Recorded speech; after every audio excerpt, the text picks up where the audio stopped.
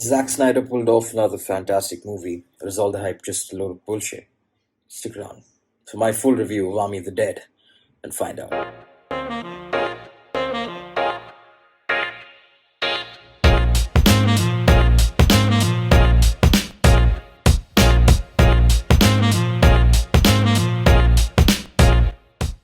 The movie's been marketed heavily as a zombie heist movie.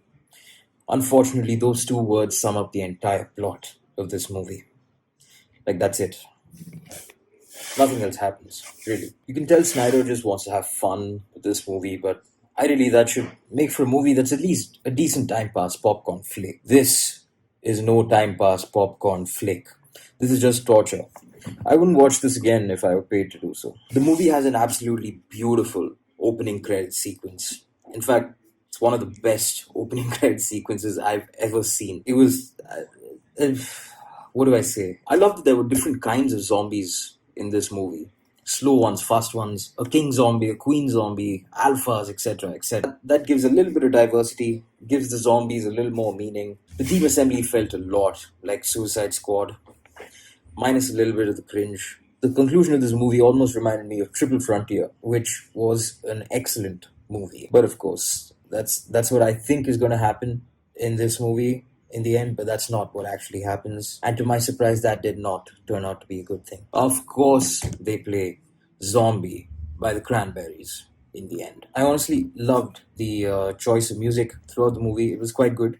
It was quite refreshing. Gave a nice style to this movie. And speaking of styles, let's talk about Zack Snyder's general style. This movie in particular isn't heavily stylized like most of Snyder's other work. That being said, one or two shots in this movie do still absolutely pop. Like like the gorgeous Zack Snyder stuff that we're used to seeing. Stuff that looks like it's straight out of comic strips. Dave Bautista does a good enough job. All the actors in the movie are quite good actually. But that being said, I wish Bautista had more Batista stuff to do. Throw stuff, break stuff, beat people up. There's a scene where he spends 30 seconds trying to move a mattress that's blocking a door. And it's not even a king size mattress. Like, you can tell the guy's stalling in reality for the sake of the plot. That being said, he manages to pull off some of the emotional stuff reasonably well. He holds his own in this movie. The climax, I felt, didn't quite tie things up properly. At least for me. I was not satisfied by the climax. The movie has so many plot holes.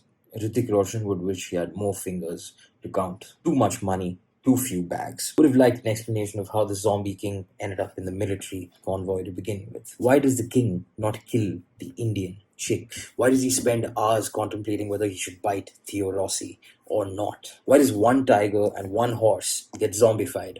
Why not a monkey or a gorilla that could easily climb out of that lazy excuse of a containment zone, where they've literally dropped containers from cranes in a hurry with such unbelievable precision that there isn't one tiny gap for one zombie to squeeze through? Lots of moments where you just wonder why on earth somebody would do something like that in this movie. Since we're keeping it spoiler free, I can't really rant freely. I can only say there's so much. It could be its own video.